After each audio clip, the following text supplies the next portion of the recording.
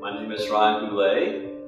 I live in Nokomis, Florida, and we are sitting in my art studio. My wife and I raised our 4 sons in this area. When we first came here, I did a lot of landscape painting, and now I do some landscape paintings, but more portrait work. I think that all artists have little gaps in their career. My mother tells me a story about when I smeared something on the wall when I was in my crib. I'm not going to say what it was, but that was my first. I don't know if I was trying.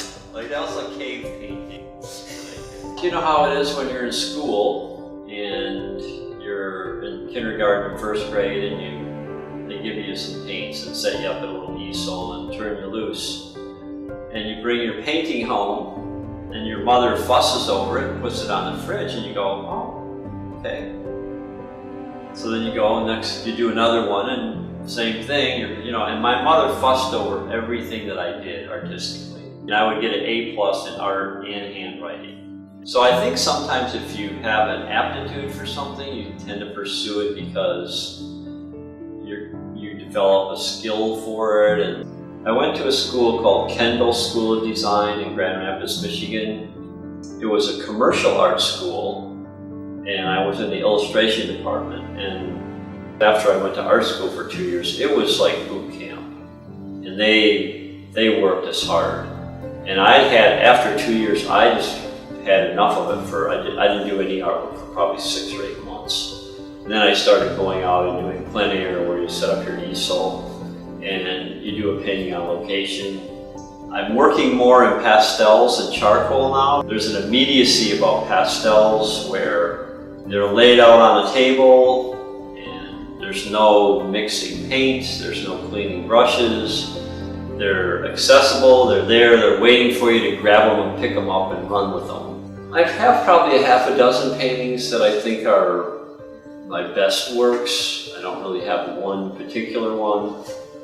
And I have like a theory about painting. If you do 4 paintings, you'll get a really good one.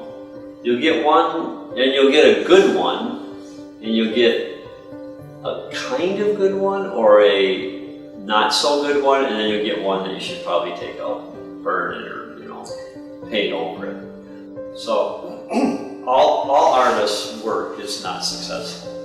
There's really a misnomer about being an artist, where people think it's a lot of fun.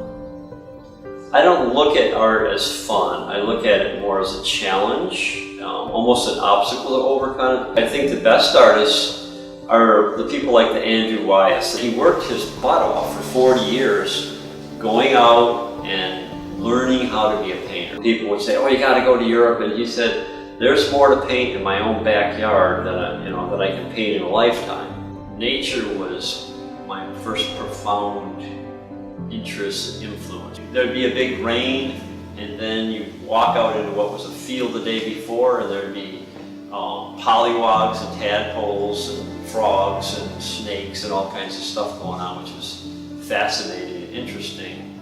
When you're involved in painting, it does sort of open up the world. It's when you're looking at it and you're trying to make a painting, and then you go out and look at the world that we live in, it seems to be a little more lively.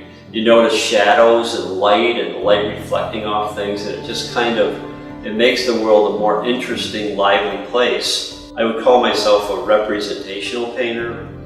If I have to explain a painting to somebody, if somebody looks at one of my paintings and I have to explain anything about it, it seems like a failure, because the best response you want to get is when people look at your painting and they say either nothing, or they say oh, or they say wow. There's a lot of different theories about what art is, and the French used to say, well, art is beauty.